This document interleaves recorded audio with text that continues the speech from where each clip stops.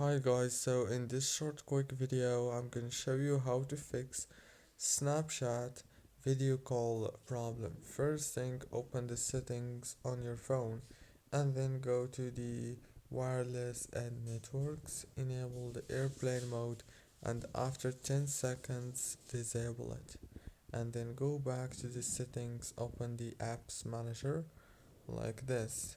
After you open the apps manager, now all what you have to do is wait a few seconds and then scroll until you find Snapchat. Click on Snapchat like this and then click on force stop, and after that go to the storage right here, click on clear cache, go back, click on data usage and disable the roaming data like this, and make sure those three options are enabled. That's it guys, don't forget to like and subscribe. Thank you for watching.